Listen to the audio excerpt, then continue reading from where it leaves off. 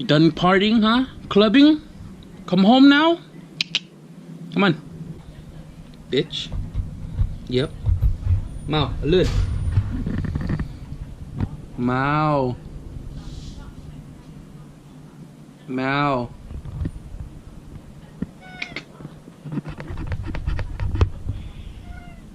You bitch. Come on. Mau. Mau. Chỗ ớt. Bật thuê đó. Huh? Come here. I'm falling, I'm sorry. Feeling like a fool. I like Craig David. First things first, I'm gonna feed my cat. Let's check out the charge pipes real quick. Damn, son. I think the one that looks awesome is the compressor housing, which is hanging over there. Yo, check it out, dude. Oh, fucking crap. Anyways, look, in the shade, looks amazing. Surprisingly, the orange peel is not wild at all. Looks pretty damn good for a bomb and clear coat, right? So, what's going on, everybody? Today, not really much going on. I was gonna pull the transmission to get it ready for the clutch, but the clutch is not gonna get here till Saturday. So that means I'll pull the transmission tomorrow, Friday. The days don't really matter because you guys are probably not gonna see this video until somebody catches me slipping and then the words get spread. Then I'll let you guys in on this whole build.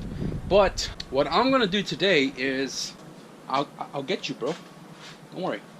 I'm gonna pull the steel oil pan. I have an idea where I want to weld the steel bung for the return line. But what I'm gonna do is, I hope it's not that much different between the aluminum placement to the steel one. So what I'm gonna do is, I'm gonna go through my box. I got a ton of Dash 10 Submit Racing AN fittings. Go through my box, find out which angles I have, and go underneath the car, kind of get an eyeball measurement on the placements I think may work. Make sure that the fitting is not going to come out and hit the half shaft. So what I'm going to do is today is pull the pan, do the bung. Okay, so I'm here under the car. So right here, this is the half shaft right here, and I've seen a lot of bungs welded up in the front, but I really don't want to route the oil line from the back sidewinder all the way to the front side to the fitting. It's got a lot more room, yes. The back side has the half shaft, and if I'm not running the up pipe, I'm gonna assume the center of the exhaust is gonna come out right here in the middle of these two runners. So what I want to do is run a fitting that does not interfere with this section here. I've seen a lot of people putting their bungs, yes, their bungs, right above the drain bolt, right here up top, like so. I've seen a lot of people also putting it offset over here, right, to kind of clear, say for an example, if a downpipe came this way right here, that they'd put it over here, and it seems to work at either or location. Anyways, just to get a brief idea here, for an example, the straight, it's pretty straightforward because it goes out and then it has to bend going up, so it may stress that Dash 10 if it's not a flexible hose, for example. The one that I'm using is black nylon, easy to bend rather than stainless steel, so I can either weld that fitting straight dead on, and you can see that it's pointing downward, right, with a straight fitting. So I'm probably not going to use a straight. The 90 degree obviously goes right into the half shaft right there. I can always angle it like so and it'll clear the half shaft, but it's literally going to be near the half shaft, so I don't want that. I have a 45 that I just found. The 45 seems to be the best option because it routes upward and then away from this. Being that this may be pointed towards the downpipe, I may weld it over here on the steel pan between these two 10 bolts here to have you know, maximum clearance with the half shaft and a future downpipe. So got my idea. Now I gotta go pull off that pan. Pull the pan off, degreased it, acetone wipe, got it all, the residues and stuff is off of it, so surface is nice and clean.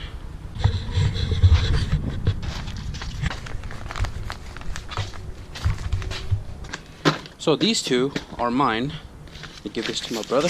You know, whatever is in this box is going to make me faster, because I'm pretty sure there's VTEC inside. Not much of a tape job. It made it here in one piece, I hope. I spoke with the person, and I really thought that it was going to come in the priority box, not a VTEC box.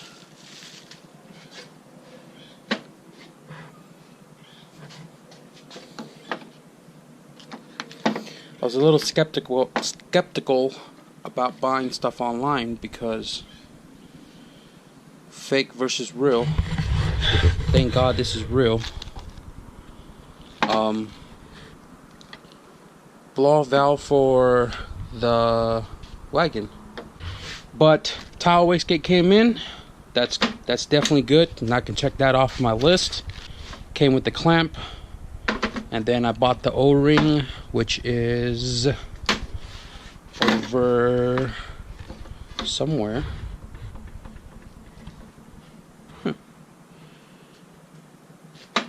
Kidding me?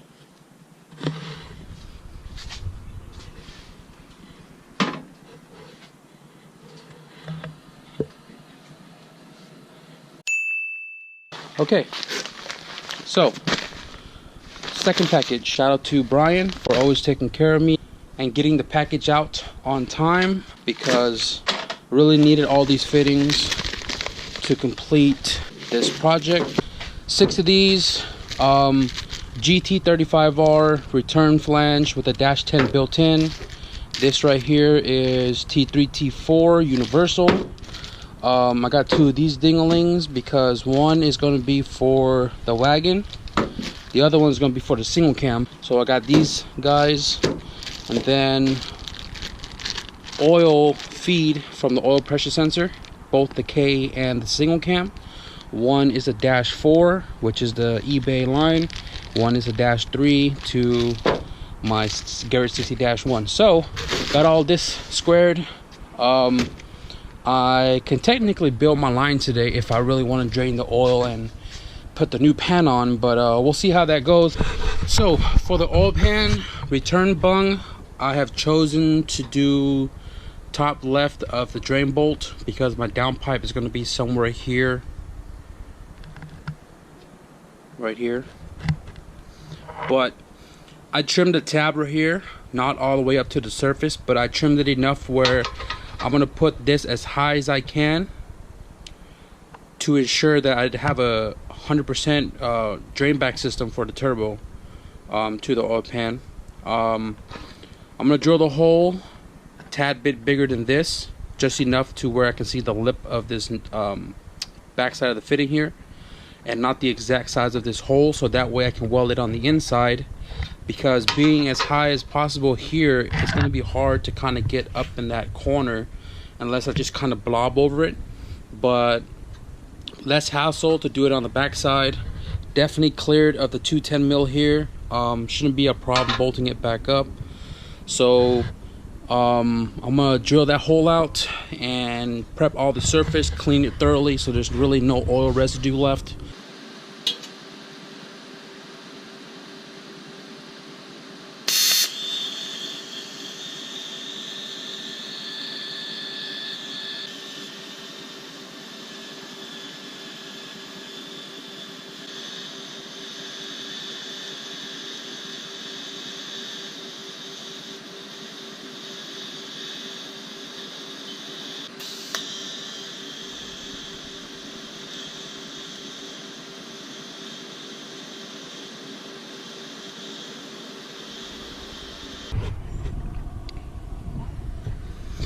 weld it from the inside. Looks a lot more cleaner on the outside. I think that'll work out just fine. Okay, so I drained the oil from the pan to the container, and I was gonna move this back where it originally sat, but it didn't slip my mind that there's no oil pan on there. If I flip it the other way, I drench a lot of oil, and I don't want it to be like this all over the floor. Drain the oil, drop the pan, put the new pan on with the gasket, let that cure, put the aluminum pan on here, then move that block back over there where it belongs. So had to do quite a lot just to get the pan off.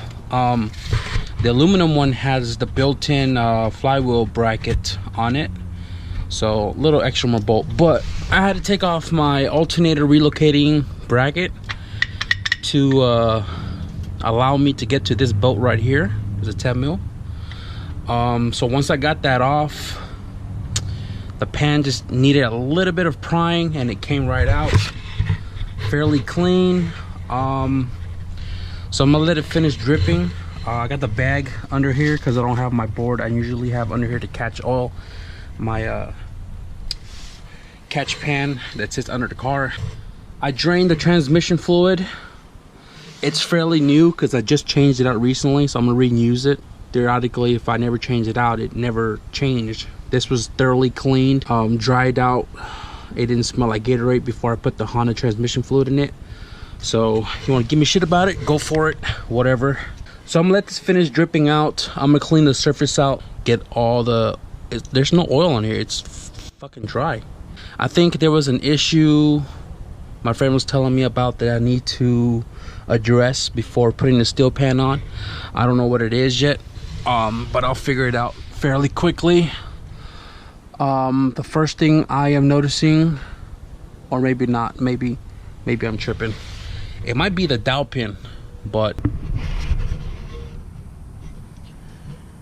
so the dowel pin is the issue.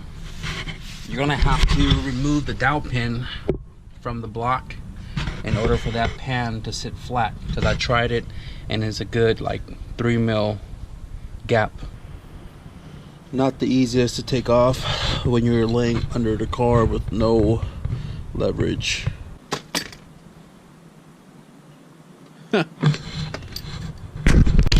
So another issue that I am now seeing is my oil pan over there didn't come with any of the 10 mil bolts, or a few of them. Yeah, it only came with a few of them. You cannot use the A2 bolts with the A3 oil pan. Let me show you here. Look how thin this is right here. Right? And look how thick this is right here. You see that? You know, given this is about 5 to 8 millimeter, and this bolt is too long for that thin pan, because you can see this is where it stops. So you're gonna need yourself a much shorter bolt so it can go all the way flushed to the block to ensure torque and compression for this pan with the gasket maker to the surface of the bottom block. Shorter bolts. So there are 16 holes on this pan. I have 2, 4, 6, 8, 9, 10. Fortunately, I have this bin of misc bolts, so I got plenty more here to use if I need it. Now I gotta beat it.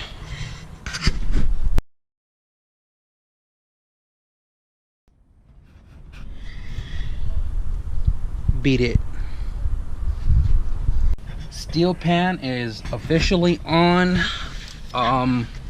It was a little tricky because you had to angle the pan to get over like the traction bar and stuff if you have a traction bar. My dumbass left the oil dipstick in, so I had to get it over that. But I got it all bolted up. I can see gasket maker all across the edge, all across the pan. So that's pretty much the install. The only downside is now my flywheel is completely open. I'm gonna dig through my box. When I went to go pick up the transmission, it came with the flywheel cover. So I'm gonna pull it out and see if it fits, because if it does, I'll put it on. If it doesn't, no big deal. Got the aluminum oil pan bolted back up to the A3 block and put back to its original spot. I'm gonna mock up the turbo manifold and the turbo to fabricate my drain, because the oil pan is in relation to the return line. So I got the K2 budget built header completely removed. Last time when I was fabricating, I had the header still attached to exhaust, but since this is officially going to be turbo next week, completely remove it. Got to change my return flange to the dash 10, and then I'm going to go ahead and build my new line, which I think I'm going to be using a 90 off the turbo. Not 100% sure how much room I have, because this is really close to the shifter mechanism and cables.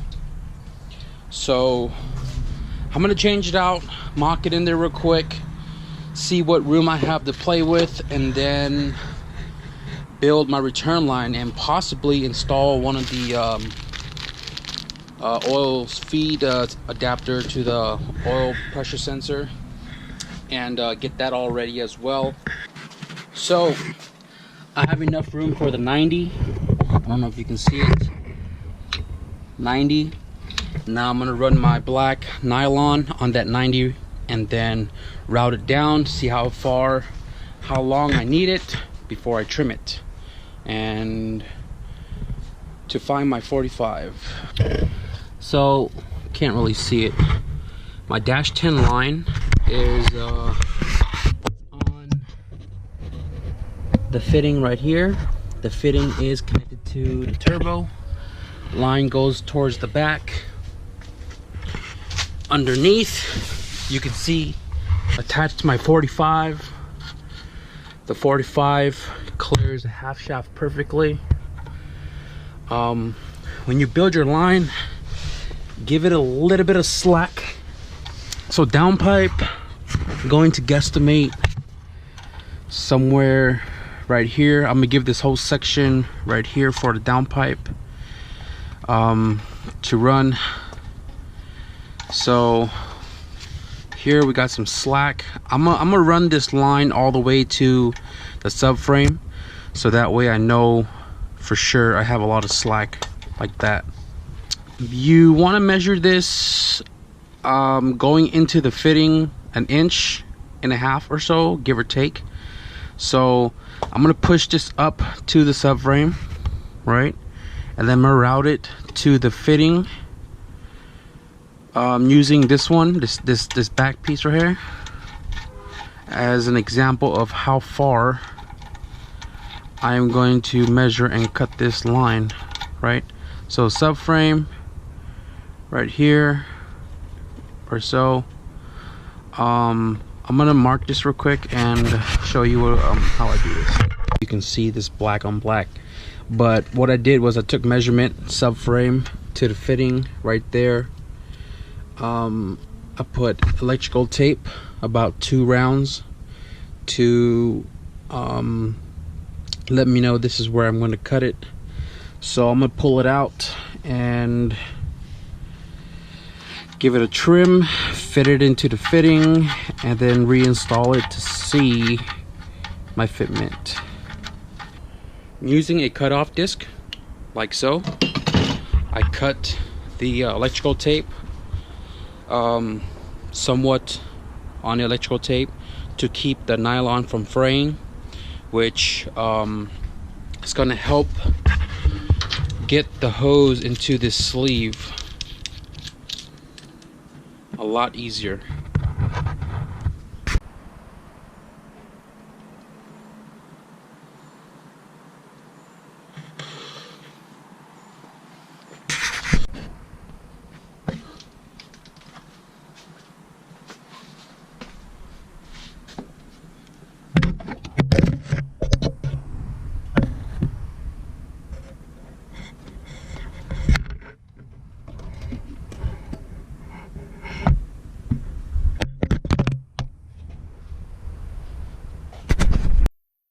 I'm gonna install this oil pressure sensor adapter to the block, and it has a 1/8 NTP to -3, which is the line here, routing it through my valve cover. So oil pressure sensor. This one right here I'm tugging on. It's pretty dark down there. I'm gonna pull that out, and then that sensor is gonna be right in the front. I'm gonna have this in this position to the block because this neck is not swiveled, so when it goes down it's just gonna bolt at a 90-degree like so, and then that'll be my feed, and that's my return completed earlier in the last clip. Alright, so everything is all bolted down here. You can see oil pressure sensor adapted to the oil feed adapter that's connected to the block. Sensor is plugged in. This one right here has a -3 coming out of the adapter, which adapts to my stainless line that goes through the valve cover to the turbo. So feed line's done. Return line down there comes up to right here. It's done. 7:22. I guess you can say it was a successful day. Got the feed line routed, got the return line made up. Everything seems to have worked out as far as fitment. Oil pan swap, Bung welded onto the pan, so I don't have to worry about that later in the week. For those that want to go steel pan, I hope this kind of helps you ahead of time what you got to do to swap your pan. Just remove the dowel pin, gunk that shit up and cleanly, and then bolt it back up. I'm just gonna wrap this video up here because I've done a lot already today, and I kind of want to go grab something to eat, and you guys can see at the end of my video my hair is always like Medusa and shit. So yeah, if you guys like this video and if you find it kind of helpful, give it a thumbs up. If you guys haven't already subscribed, this is gonna be a pretty cool build that I've ever done. Well, I got that one over there too, but subscribe if you want to see some more good K series stuff, and if you guys want to see me again working on my car, catch you guys in the next video.